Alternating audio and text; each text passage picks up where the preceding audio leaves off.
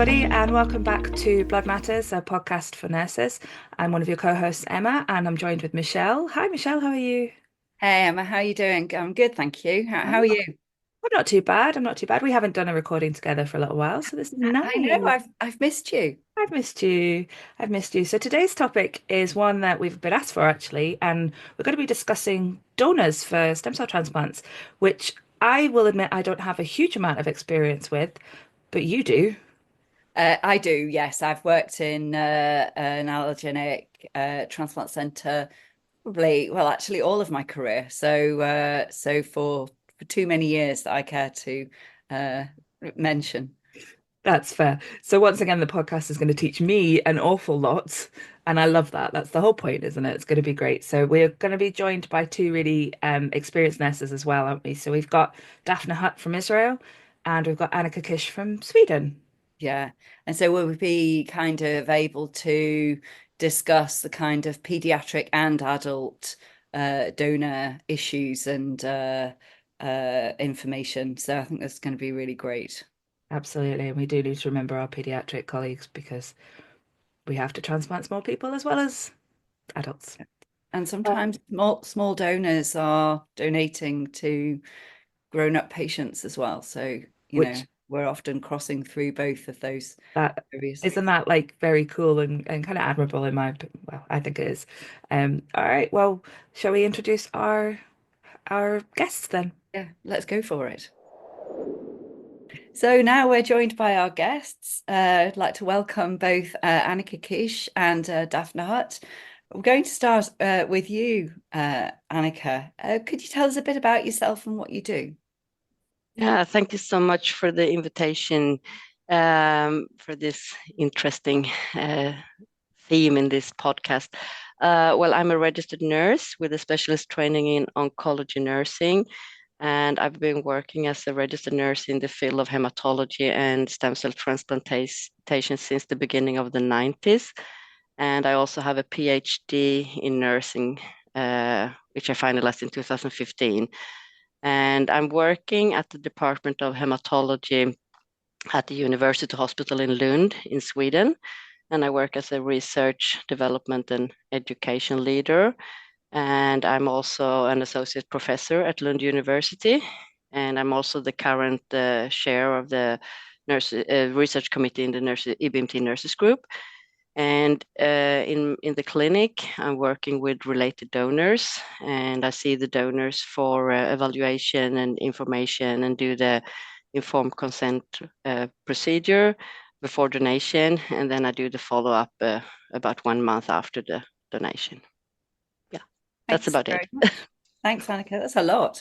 And you clearly have a lot of interaction with donors, which of course is precisely what this pod is about. I'm going to hand over to Emma for the first question. Hello, thanks for joining us, Annika. So my question's pretty simple, I think, to begin with. So can you talk a little bit about the process of finding and then selecting a donor for the transplant? Yeah, I try to do it brief, Yeah. uh, but it's not completely easy. Well, when a patient is identified as a candidate for an allo stem cell transplantation, then the search for a donor starts, and usually you start among full siblings. Because among full siblings, there is a 25% chance that there is an HLA match. Yeah. And searches for an unrelated donor starts often after the search for a sibling donor, but sometimes it starts simultaneously. And there are a lot of donor registers around the world with persons who have signed up to be a donor, stem cell donor. And I think there are about 40 million people at the moment registered in these registers. And when you search for a donor, the first step means looking at the HLI type, which is human leukocyte antigen, which we can call tissue type. And this tissue type has to be matched with the recipient, the patient. And there is also a good chance to find a good matched donor in the registers, but so you find for many of the patients, but not for all patients, and especially not for persons from more developing countries, because registers are in these countries are less, and the HLI type depends a lot on ethnicity. Very briefly. And so then other parameters that then HLI that you look for when you search for a donor is age and the health status of the donor. The donor has to be healthy enough to become a donor. And then you also look at status of some viruses of the donor, and then the voluntariness of the potential donors. So when you have found a possible match donor, then that person has to be carefully examined and informed to be possible to be accepted as a donor. Was that understandable? Yes, absolutely. Yeah.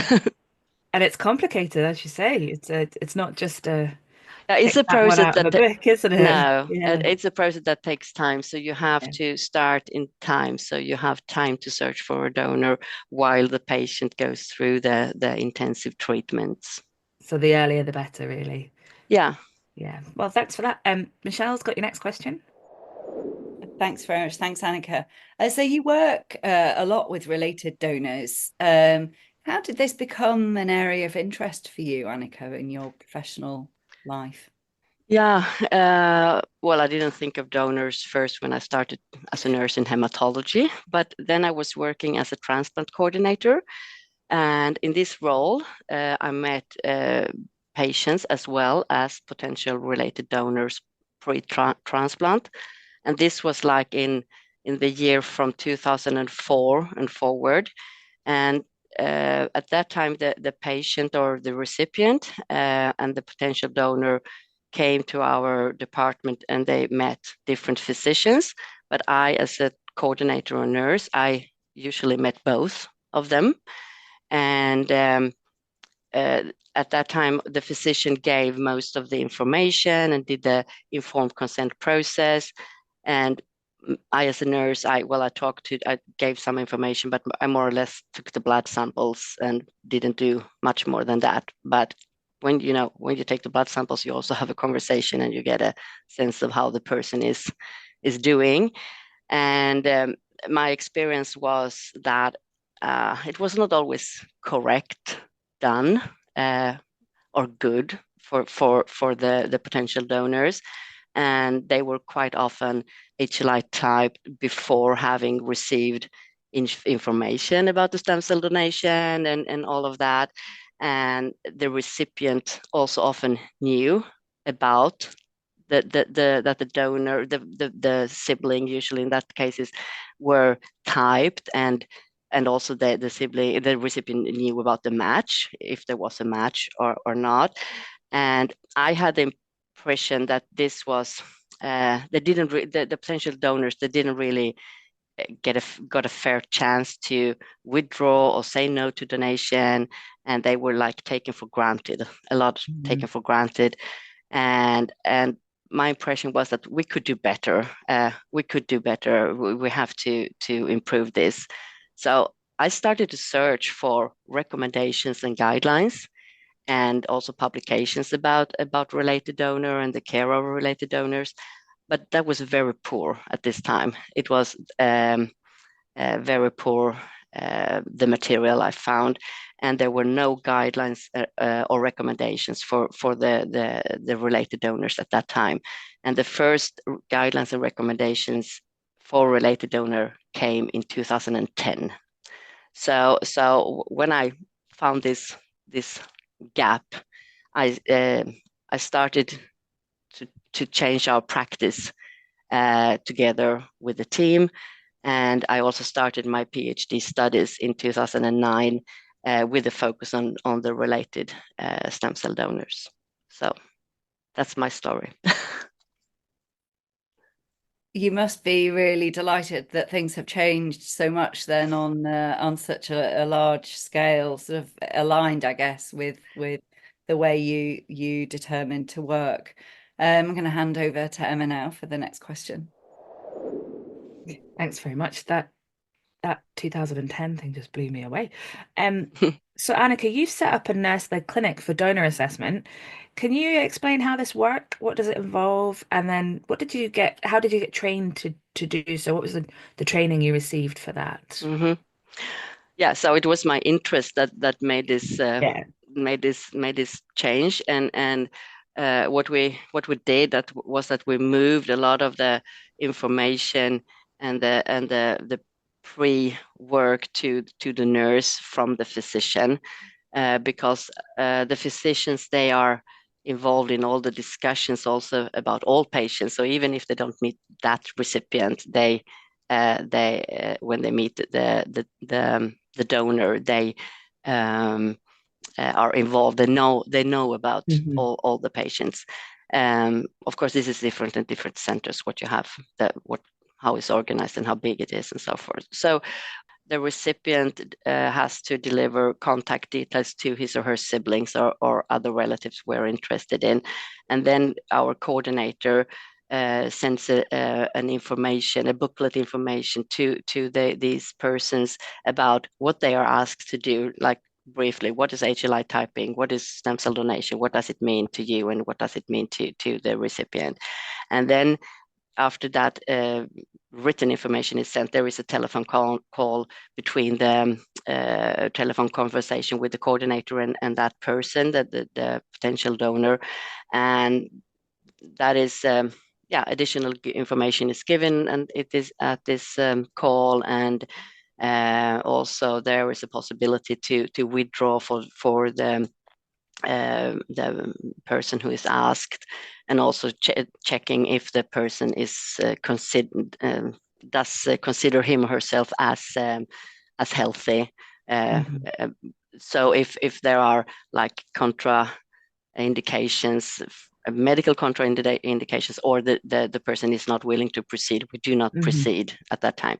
So, but most persons, they are willing to proceed. So, and then blood samples for HLI typing is performed, and then that takes some time to get the results. But then when we have a person who is identified as a matched enough matched donor, the nurse, me, and in this case, and a colleague of mine, we set up an appointment with this potential donor, and we do all the information. We set off a lot of time, many hours, and we do the information, and there is a possibility to ask question, and there is the possibility to withdraw, and we do the informed consent procedure, and also the take the blood samples and the medical investigation. At this appointment, the related donor also meets a physician, but for very short time, to do a health investigation. So that's the main thing in this nurse-led clinic. So if everything moves on, we do the health investigation. But if it has happened that the person is, even if he or she has received information before, he's not fully aware of what is going to happen and maybe not willing to proceed. And in those cases, we do not take, or not ready or not willing to proceed. We do not do take the blood samples and like that, and that person needs more time, and then he or she can come back if she or he is willing to do that. But in most cases, we do the whole evaluation, and then then I, as a nurse, I have the follow-up telephone call telling about the results of the investigation, and do all the planning for the donation. And then when the donation takes place, the donor is taken care of by nurses at our outward unit and the apheresis unit. And I'm not really involved in that, but nurses are taking care of, do the most work. And then like 2 days after the donation, there is a telephone call between the nurse and the donor, and then there is a follow-up visit 1 month with the nurse 1 month after the donation. And I didn't get any special training. I didn't receive any special training. I think I used my experience from all the donors I have met, and I also read a lot, and I also I performed my studies on donors, and especially the interviews with donors I have done have given me a lot of knowledge about their situation, but I didn't get any special training like that. Yeah, that's fair enough. It sounds very person-centered, very donor person-centered. That's brilliant. yeah. I really like that. Michelle, how's your next question? Thanks very much. So you've undertaken quite a lot of research in this area, Annika. Can you talk about this and what you've discovered so far? Well, this is very difficult to summarize, but it's I would say that related donors most often feel obliged to donate. Even if we tell them that they can withdraw, they feel obliged to donate. But also most of them they want to donate, but they experience that they have no choice also. And also that they are quite alone with their thoughts and feelings and worries, and they also keep them to themselves because they don't want to burden anyone, because they always very often say, I'm not the person who is sick, it shouldn't be focused on me, but they carry a lot on their shoulders, and they experience that they are like a cog, and very important cog in a big wheel, and a lot of things rest on their shoulders. And also that they really much appreciate to have their own nurse, their own physician, and their own time to talk and ask questions and like that, because they don't talk to many people generally about this. They're just there. They're just doing this, and they also have usually very much worry for the recipient. They feel very much responsible, and but there is also worry for themselves. But I would say, if you compare, they are more worried usually about the recipient. And I think I would say that for most donors, that's a strong word, most, but for many donors, they are affected by the donation for a long time, for more than a year. I mean, this affects them, their life. I would say, yeah, they are not aware that their cells can cause damage or suffering to the patient, and that is quite hard for them to carry. Yeah. It would have been very easy to say that if you donate, he goes healthy and good, but it's not that easy, and that's quite hard for the donors, especially maybe if you're an unrelated donor as well, but especially when you're related. It's superficially such a straightforward idea and process, isn't it? Mm-hmm. And then, once you start to scratch beneath the surface for something that is so truly altruistic, it's very complex and actually very isolating for many of the donors that go through with the process. I think most of them, that's what they say. No, I cannot tell anybody about this. This is nothing. This is nothing. But then it is something. Yeah. So and also, I mean, that it's like and also that we say that you can withdraw. It should be voluntary, and then they say, but I cannot withdraw. Yeah. You have already asked me. You have always put me in this situation. I cannot. Yeah. I cannot. You say I can, but I cannot. Yeah.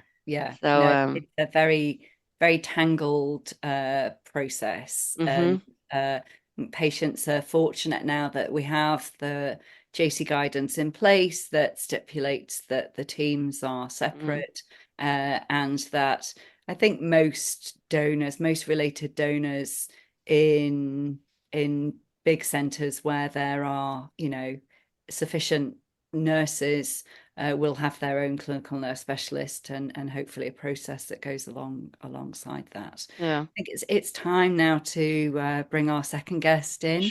Emma, would you like to bring Daphna in? I absolutely would. It's a pleasure to have Daphna again on the podcast. So really, the very first question we have for you, as always, is can you tell us about yourself, Daphna, and the work that you do? So thanks for inviting me on this topic that I'm really interested in, although it's not the only thing I do. No. I work as a pediatric transplant coordinator in the Sheba Medical Center in Israel, and I really coordinate the whole program. I think that's one of the roles that each center has a little bit differently, or each department. And, working with pediatric patients, we actually work with the family. It's very hard to separate, as Annika explained, with the donors and so on, because, the parents are the parents of all. And so I work with the families and the parents and the kids in the preparation process for the transplant and the donation.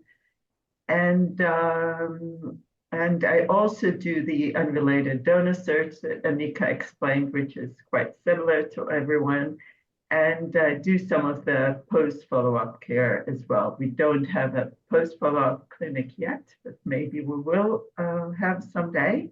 But we do it anyway in our visits. So it's kind of a lot of duties on my small shoulders, but it's probably me. And I'm sure you do it fantastically. Michelle's going to give you your first official question on the podcast today. Thanks, Emma. Thanks, Daphna, for joining us. So as a paediatric nurse, your work really focuses on the care of children. Can you talk a little bit about the special considerations for minor donors? Yeah, and I think, as I said, we take care of the whole family, and the minor donors are part of this family. And this brings, this very complex situation, because parents are responsible for both the patient and the donor. They need to consent for both of them. And it's something that is, sometimes you think about the stress, it's crazy. And ethically, it's a big problem, because you have an ill child that you want to save and do everything you can that he'll be well.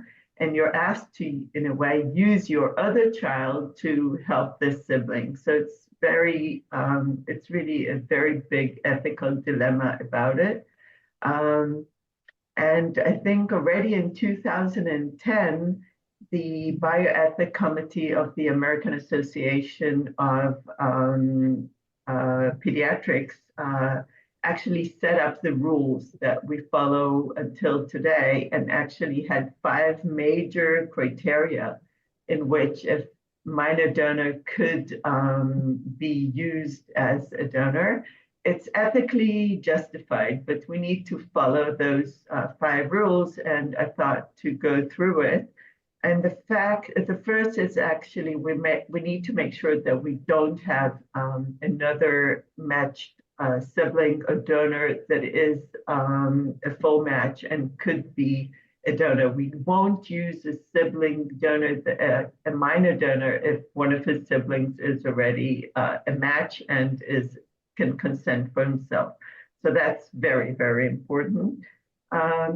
It's recommended that there will be a strong relationship between the siblings. Usually, most families, it's not an issue.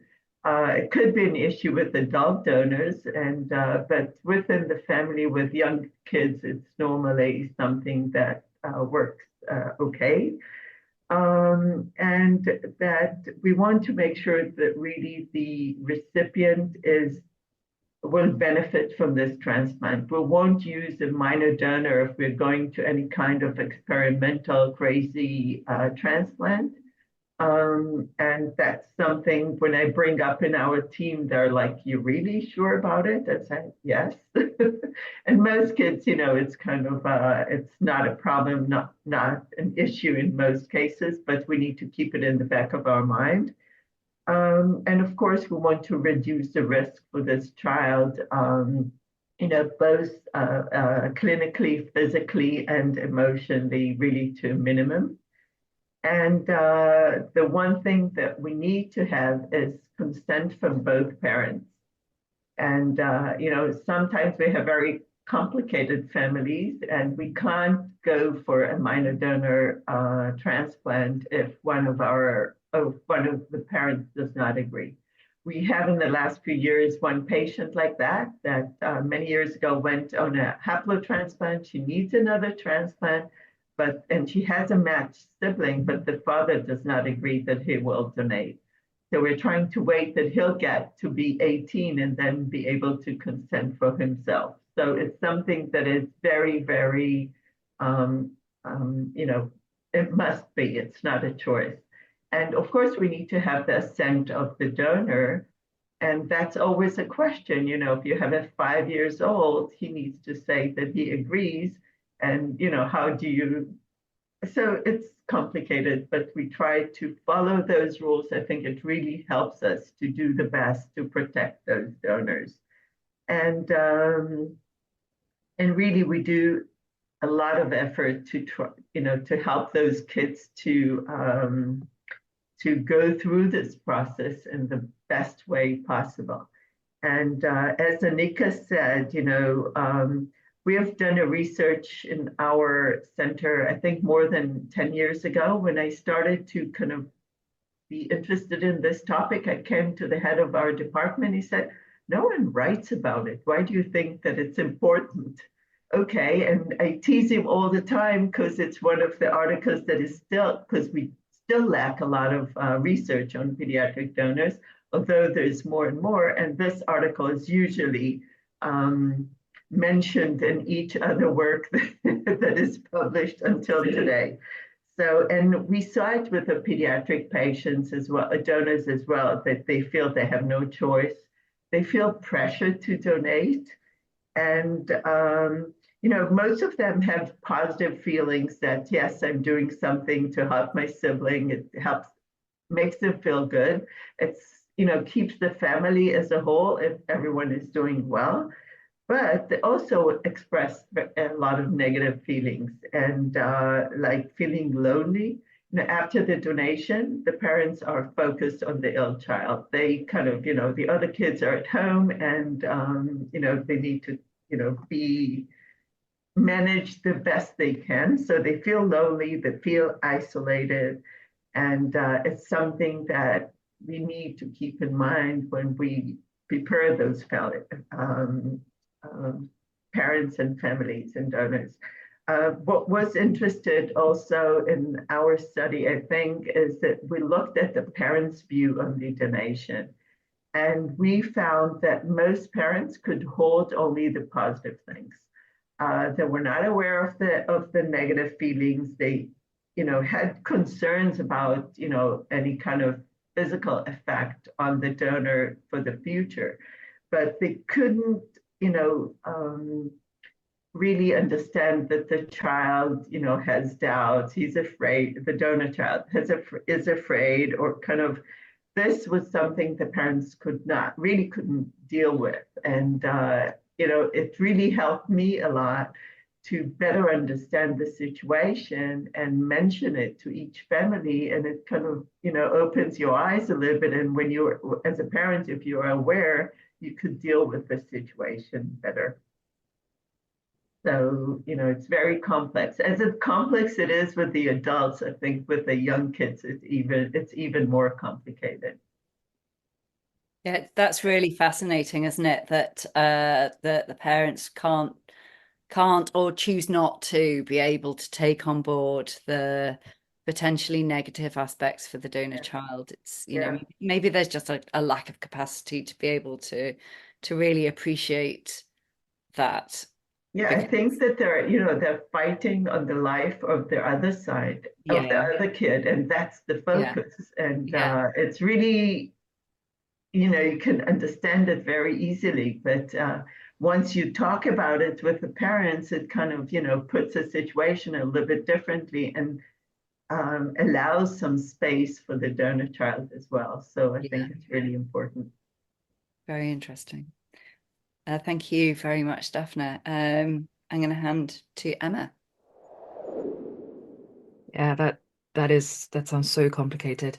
I think you've answered probably part of this question, but is there anything else that you and your team might do when you work with the families to ensure those best interests for both patient and donor?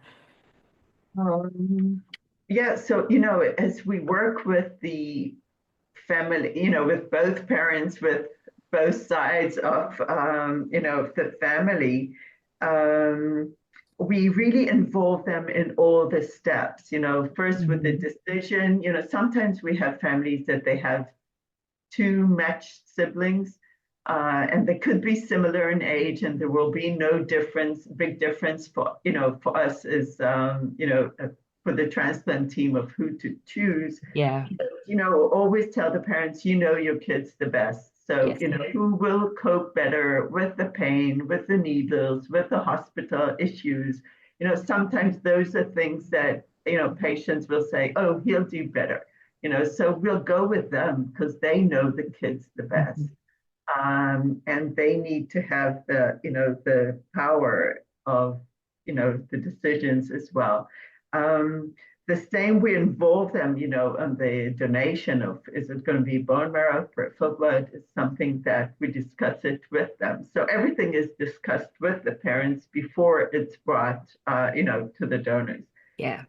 And each family actually has, beside their primary physician, taking care of the patient, we have a social worker, psychologist, we have, all kind of therapists that work with the patients, the parents. So it's kind of, we have this whole psychosocial team that support the families in order to, help them go through those not easy times. And we always tell the parents, if your child is in a need for a transplant, he'll have a transplant. Could be from a sibling, could be an unrelated donor, it could be haplodonors. We do a lot of those.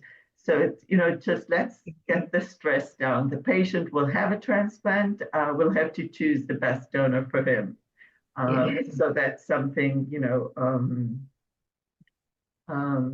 it's kind of, you need to play with really the best interest for both the patient and the donor, pretty under one umbrella, to say so.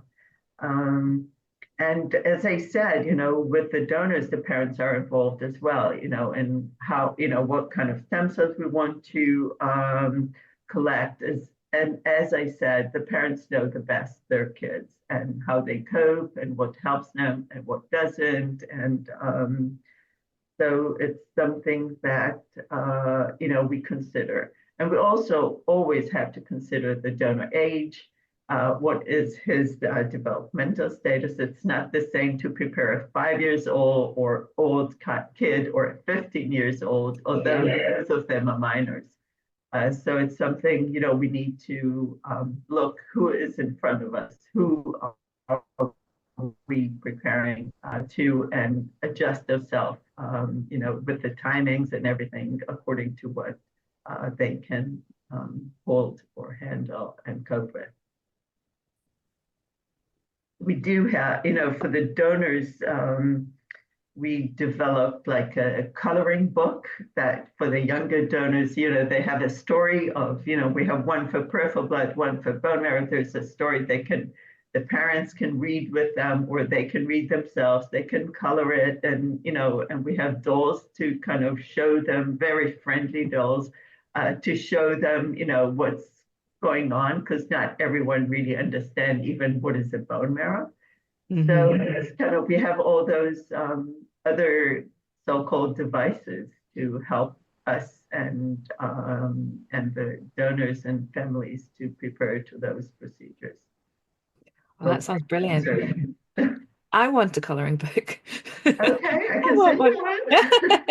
You know, it was quite amazing, but a few years ago, I think when we just started to work with this, I gave it to a donor. She was like 9 years at that time. And then she comes back and shows me she made one coloring book like that, but with her story. It was quite amazing because she Oh, did something totally new and kind of went through this process, but was telling herself her story. So it really helps, for the kids to cope with those, things they need to go through. and imagine that made her feel really seen and valued in what she'd done for her sibling. You made No, that a positive experience for yeah, her, not a yeah, yeah, negative. yeah. Oh, how lovely. Well, Michelle's got the next question. Thank you, Emma. I think you've touched on some of this already, but Daphne, maybe if you could just summarize how you ensure that the requirements of informed consent are met in this setting. Yeah, so we have, first we have a donor advocate. It's a psychologist that does not work in our department. She works in another pediatric department, but she is the one responsible for the donors. So this is a person that is more neutral, we'll say. And we also have a physician that is not part of the transplant physicians, but has, sees all the donors, either minors or adults. And so it's not really a separated clinic in a different place, but it is different personnel who father those kids. Once the decision is made that who is the donor, we decide on how we collect the stem cells. We will, and that's discussed with the parents before. We hold a meeting with the parents, both parents, with a donor, social worker that knows the family, and the donor advocate, and a nurse. And we discussed the whole process of donation, explaining more in details to the donor how we want to do it. Although, since we meet them before when they come for blood draws or HLA typing, and we tell them beforehand, but it really depends on their age. If it's 4 years old or 5 years old, it's more difficult than, if it's a 15 years old, you can, or, even 12, you can actually talk to almost as an adult. And we explain the parents why we have this meeting, and it's because of this ethical dilemma that is really, really difficult. And, some parents would tell us, why do we need it? We just consented and that's it. And then we need to work with them why we really need it. And so we hold this meeting. It takes at least an hour usually. And going through more thorough explanation to the donor how we will collect the cells, and talk a lot about the responsibility. And trying to tell them, after they receive the information, but trying to tell them that, each of us in the team is doing their part, and they're doing their part just, if they will agree to give the cells, and that's where it ends. We know it's kind of, we're trying to convince ourselves and convince them that they're not responsible. We know from literature that they will feel some kind of responsibility, but it's really important that we will state it to them very clearly, and to the parents as well, even with the words they choose to, talk to the child, not to make sure that they don't put responsibility, even with very natural things you would want to say your child. And most parents are really not aware of it and really happy when we tell them that, because they say, we never thought about it, and reassure about it. So it's something, this responsibility is really, really important. We know that not all of our patients will make it through transplant or afterwards. They might relapse, and we really don't want to have those kids feel responsible that it did not succeed. And if we talk of research, there's very little research about this topic, of those unsuccessful transplants. So So, the donor in this meeting receives the information, and we, at the end, always ask them if they agree, again, according to their age, because sometimes we have donors that are like 3. So, we work with the parents how to prepare them to the OR, and we need to give them most of the information just before. And a 3 years old can't really tell you, yes, I agree, no, I don't. And, most donors, I think, as Annika said, want to do it. And the ones that are hesitating are the ones that are afraid. They're afraid of the, the collection of the needles, of pain and stuff like that. So those are things you need to, really work with them. Rarely we had to, although it happened that we started the meeting and then the donor was really, we felt that he can't hold it. So we stopped it, the donor advocate took him out, worked with him, and then we rescheduled the whole thing to make sure that he is, able to, to say and express their feelings. And so it's kind of I think most kids say, yes, I want to do it. And most kids, when they come to this meeting, they know already why we do it. So it's kind of what we expect them to do. It makes it easier because you can't put all the stress in this one meeting, but we have to have it because that's our best way of, accepting, an informed consent or an assent. And in different countries, I think it's done differently, but it's, that's something that needs to be done. It would be really great if you could just tell us about the follow-up part of the process that still lands on your shoulders at the moment. I like that your wish list is for a post-donation clinic, but what do we do? What do you do? What should we do? So what we do is our donor advocate usually either meets with the donor, but mostly it's done by telephone meetings. It depends, how far they live and what country they are from, about 1 month after. Although we recently think of changing it a bit because, 1 month the patient is sometimes still in the hospital. So, the parents are not even home. So we think, I don't know, we're in a discussion about it if we need to extend it. Sure. We do see the parents all the time, so we always ask them, how the donor is doing. But there is an more official follow-up with the donor advocate. We send them to, if they do a bone marrow, so 1 month after they go to their primary physician at home, they do a blood test, they send it back to us. But so although it's not an official follow-up clinic, we do have some kind of follow-up on those donors after donation as well. That's good. So they're not just, thank you very much, goodbye. You're still checking in with them is important, isn't it? Okay, thanks so much, Daphna. That's been really interesting. You've both been on the podcast before, so we next do a little quick fire round. So it's 3 questions. The first thing that comes into your head when you hear the question is going to be your answer. And we'll start with Annika. She's been sitting patiently listening to Daphna's great chat. So Annika, what in your view is the greatest advance in donor care and why?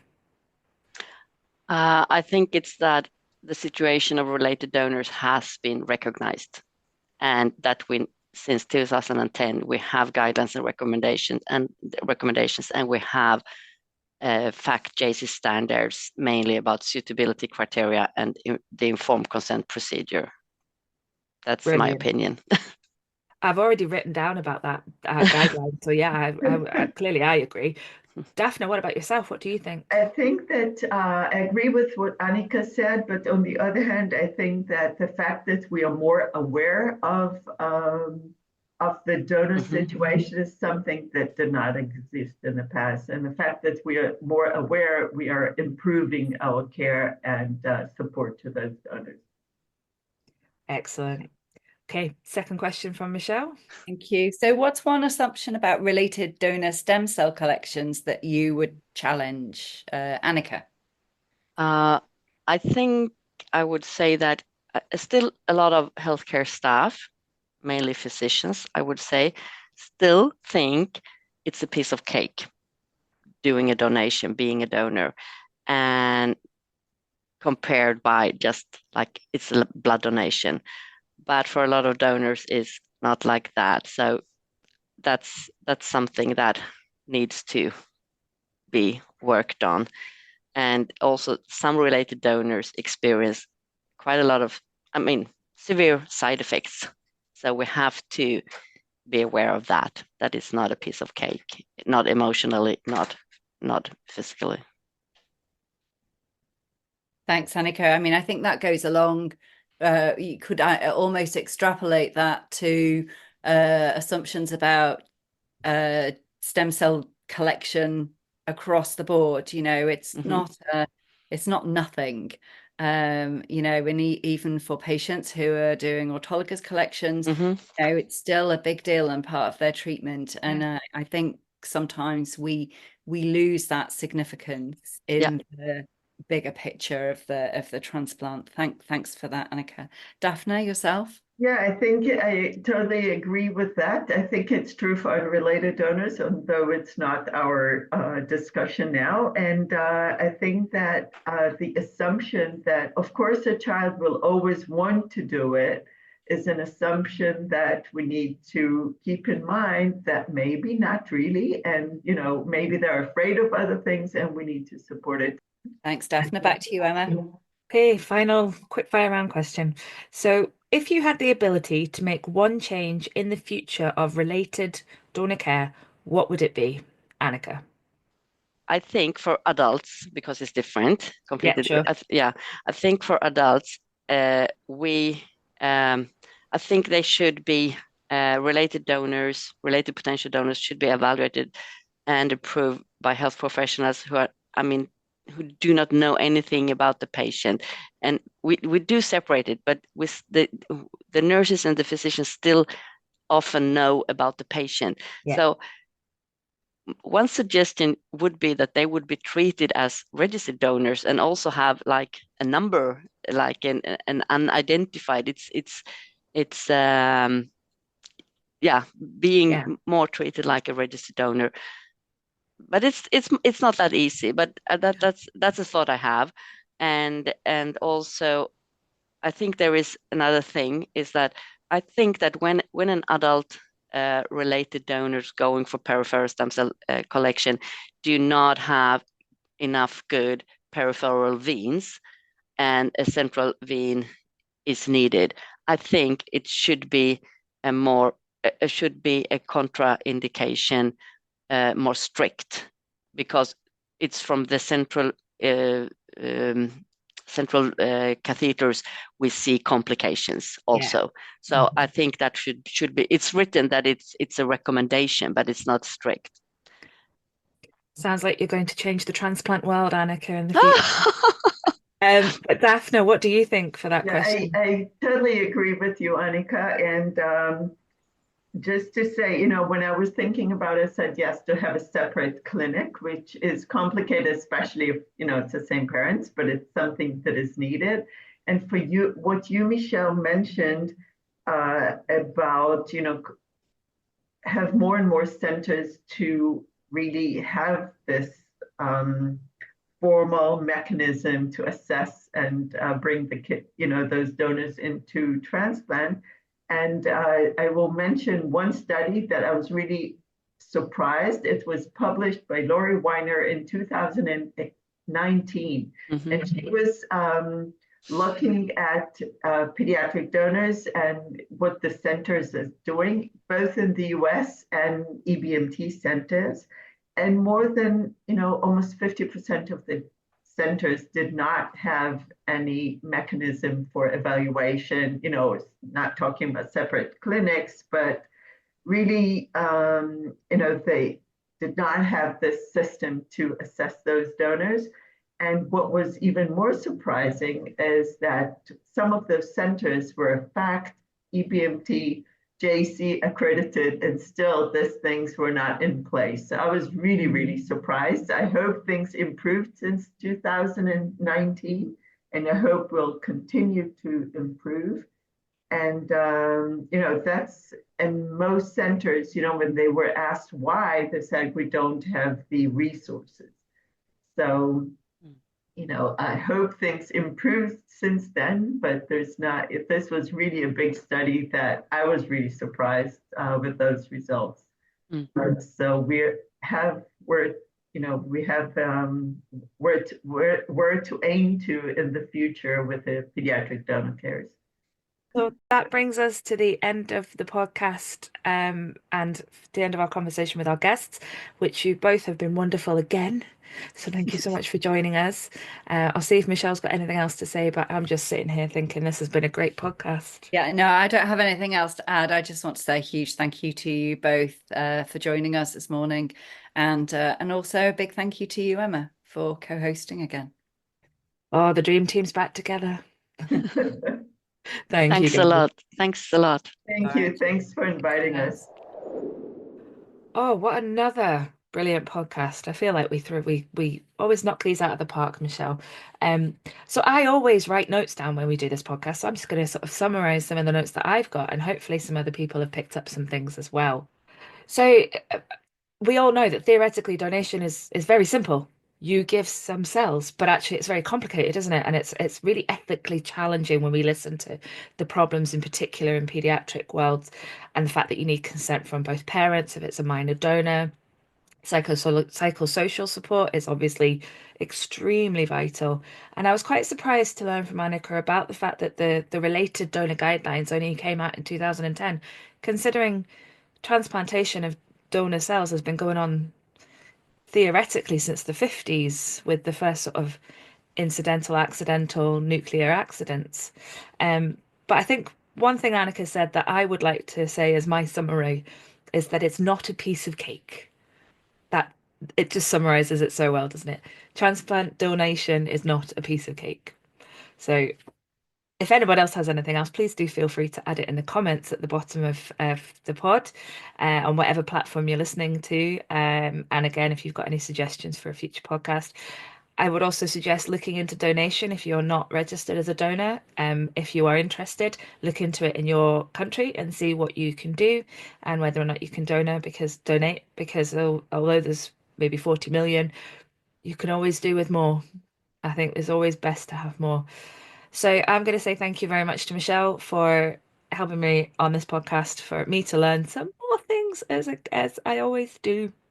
Thank you very much to everybody listening. Thank you to our wonderful guests, Annika and Daphna.